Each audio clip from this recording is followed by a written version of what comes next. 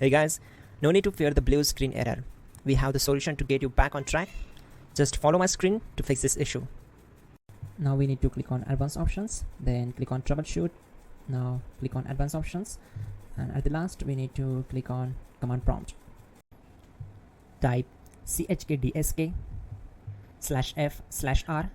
and hit enter to execute the command.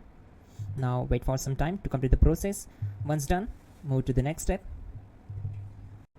Type c: and hit enter to execute the command. Then type cd space c: / and hit enter. Type cd space Windows and simply hit enter to execute the command. Now type cd system32 and hit enter. Type in cd space config and simply hit enter to execute the command. Now execute this command carefully. Type in md space backup and simply hit enter to execute it.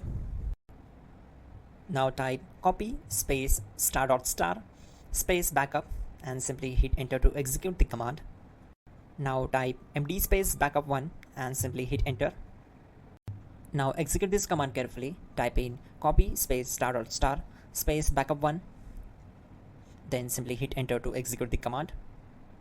Now type cd regback and hit enter. Now type dir and hit enter.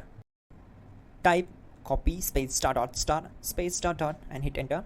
Then type all and simply hit enter to execute the command. Let's move to the next command. Now execute this command. Type bootrec space /fixmbr and simply hit enter. Now type bootrec space /fixboot and hit enter to execute. Type cd space c: / and hit enter. Now type this command cd space Windows /system32 /config /regback and simply hit enter to execute the command. Now type this command bcd edit space /exports space c: /bcd backup, then hit enter. Now type cd space c: / and hit enter.